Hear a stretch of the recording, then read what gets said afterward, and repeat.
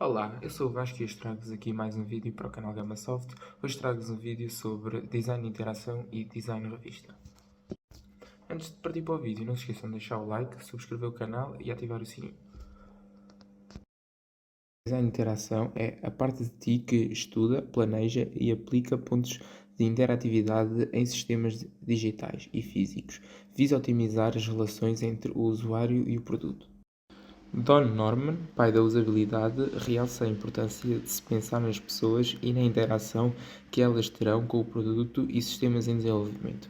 Para otimizar a relação entre o usuário e o produto, é necessário saber 6 princípios de design de interação. O princípio da visibilidade traz a questão da descoberta. O usuário descobre as funções da interface pelo simples fato de estarem visíveis para a interação. Sobre a visibilidade, é importante estar atento à priorização das funções. Não é recomendável colocar botões para todas as funções do sistema. A tela fica poluída e não há distinção das funções mais importantes.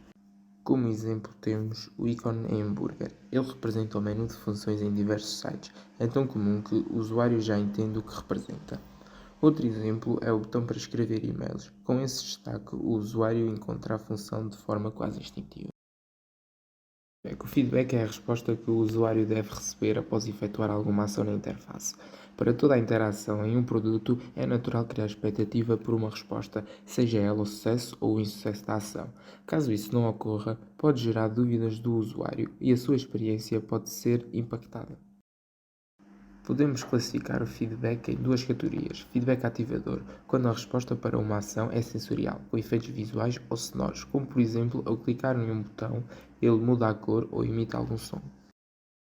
Depois também temos o feedback comportamental, quando a resposta indica que a ação teve algum efeito dentro do sistema, como por exemplo, ao clicar em um botão numa compra online, aparece uma imagem a confirmar que a ação foi feita com sucesso.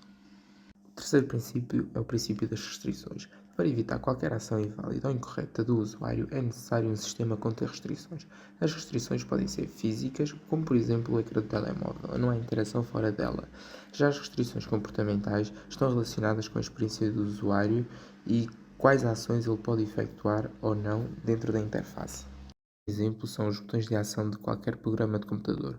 Quando uma ação está restrita, o botão geralmente aparece a cinza e opaco, deixando claro que a função não está disponível. Também é comum este tipo de restrições em formulários. O botão submeter fica inativo até todo o formulário estar preenchido corretamente. O princípio é o mapeamento. Está claro que qualquer ícone, botão ou ser ativado acionará alguma função dentro do sistema, mas, além disso, é importante que haja uma relação entre o design e a função do botão. Esta relação chama-se mapeamento. Como exemplo, temos o botão do volume, mostra barras mais longas conforme o volume aumenta.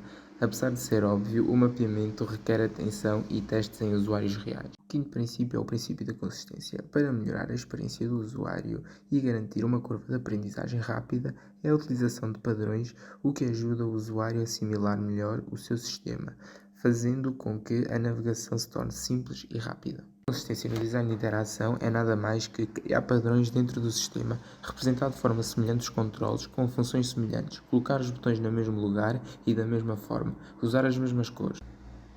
A falta de consistência pode causar demora na ação e confusão para o usuário, como por exemplo, se em todos os sites de escrita a leitura são feitas da esquerda para a direita, não é recomendável que o seu site faça de forma diferente. O sexto princípio é affordance e significantes. Affordance está ligado a atributos que um objeto tem e que viabiliza determinada interação, como por exemplo, uma janela de vidro tem atributos que permite ver o que há do outro lado. Affordance são as relações de interação possíveis entre o usuário e o sistema. Significantes são os sinais que demonstram que existe uma relação e como utilizá-la. São os atributos visuais que indicam como algo funciona. No exemplo da janela, o design da maçaneta indica para que lado a janela abre. Affordance e significantes são conceitos de design de interação que caminham juntos e são confundidos. Lembra-te, affordance são os atributos que possibilitam a ação, enquanto significantes são os sinais que possibilitam identificar estes atributos e usá-los. Como por exemplo, o botão 3D indica que, ao ser pressionado, vai executar alguma função. O 3D é um significante e o clique é uma affordance. Outro tipo de significante é o hyperlink. Utilizando estes 6 princípios, podemos garantir um design de interação que permite uma boa experiência para o Espero que usuário. vos tenha ajudado a perceber um bocado melhor sobre design de interação. Se gostaram do vídeo, deixem um like, subscrevam o canal e fiquem atentos para novos vídeos. Obrigado!